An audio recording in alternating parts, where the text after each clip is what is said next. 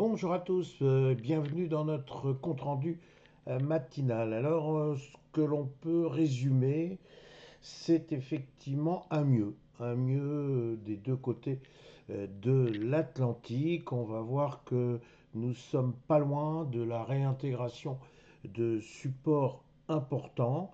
Et donc, il y a un léger vent, une petite brise d'optimisme qui est en train de souffler. Et honnêtement, ça fait un peu du bien. Alors, l'auteur de cette petite bise, c'est tout simplement le pétrole. On va le voir tout de suite. Alors, immédiatement, allons vers notre CAC 40. Regardez notre magnifique CAC 40 qui se plaît à aligner des bougies vertes. Et ça, c'est effectivement plutôt rassurant. Alors je disais que notre CAC 40 était aux portes, évidemment il est aux portes du support des 8000 points. D'ailleurs en séance il est parvenu à réintégrer le support des 8000 points, mais bon, les acheteurs n'avaient pas encore tout à fait l'ambition qui convenait, c'était un petit peu timide, donc finalement ils ont préféré rester encore un peu en deçà des 8000 points, quelque part attendre un petit peu de voir ce qui peut se passer, notamment avec ce fameux détroit d'Ormuz. Alors, est-ce qu'aujourd'hui on va pouvoir grimper les 8000 points? Il semblerait que l'on soit assez bien parti pour ce faire.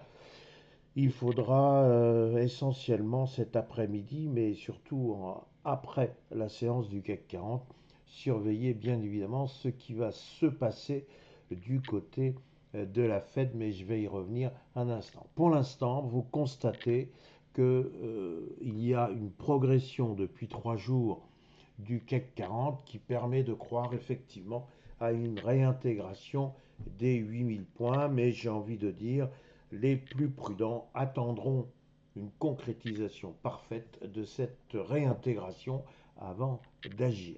Voilà pour le CAC 40. Si maintenant j'en viens à notre S&P 500, bien regardez, il y a quand même une immense similitude entre l'attitude des acheteurs sur le marché français et l'attitude des acheteurs avec le marché américain et bien évidemment avec le S&P 500. Une petite bougie rouge qui est juste en deçà des 6725 points. S'il y en a qui doutent de la pertinence de l'analyse graphique, eh bien il est temps de changer d'opinion. Après tout, il n'y a que les imbéciles, n'est-ce pas, qui ne changent pas d'avis. Donc effectivement, on voit bien que l'analyse graphique peut avoir une influence sur les opérateurs.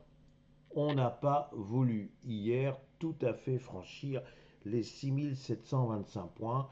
Il y a encore beaucoup de points d'interrogation sur le détroit d'Ormuz, sur la situation en Iran d'une manière générale. Mais il semblerait quand même qu'il y ait un peu une prime des opérateurs sur effectivement l'étêtage, le mot est approprié, de toute la nomenclatura iranienne, donc les uns après les autres.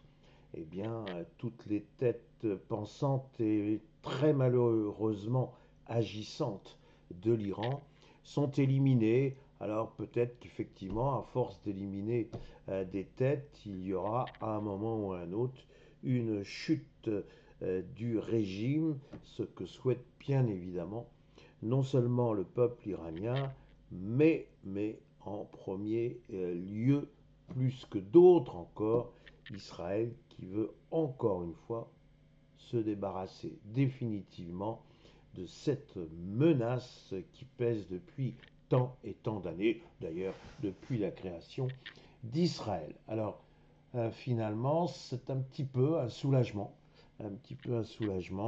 mais pas non plus complètement, à mesure où, encore une fois, ce qui intéresse les opérateurs, c'est de savoir si il y a une véritable crise du pétrole, parce que qui dit crise du pétrole, et je me répète, dit inflation, dit absence de baisse des taux, dit peut-être recul de l'économie mondiale. Bref, le pétrole, c'est quelque part la possibilité de connaître une récession. Et ça fait peur. Alors, on a une barre avec notre pétrole, c'est la barre bien ronde des 100 dollars. Un tout petit peu au-dessus, c'est pas grave.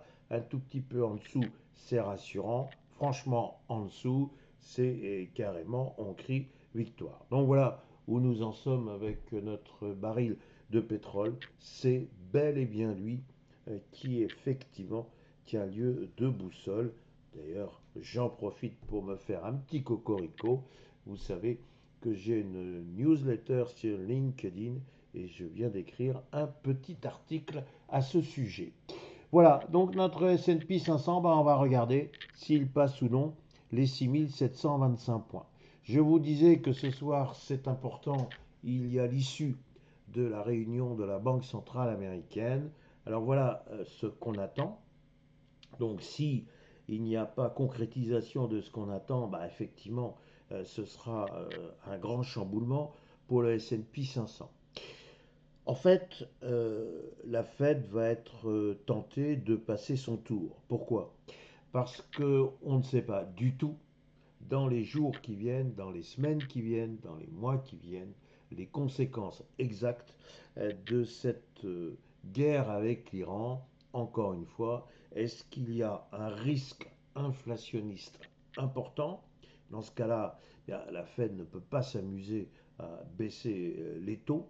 Si au contraire, on s'aperçoit qu'en réalité, il y a une récession, et notamment une situation de l'emploi qui se dégrade du fait de cette récession, alors la Fed, elle pourrait être tentée de dire il faut que je baisse mes taux pour relancer l'économie. Donc là, elle est dans une situation qui est quand même pour le moins inconfortable. Si on était un petit peu vulgaire, on dirait qu'elle est assise entre deux chaises. Donc ce soir, elle devrait logiquement venir dire wait and see, pour parler français. J'attends et je verrai bien, notamment lors de ma prochaine réunion, s'il y a quelque chose à faire. Comme d'habitude, tout le monde surveillera de très très près les commentaires de M. Powell. Mais encore une fois, il n'y aura pas, à notre sens du moins, de grandes surprises. Donc, on attend une réintégration du support des 6725 points pour, j'allais dire, se laisser aller à quelques acquisitions. En deçà, ça me paraît quand même toujours très dangereux. Voilà ce que je pouvais vous dire aujourd'hui. Il me reste à vous souhaiter une excellente journée. Merci.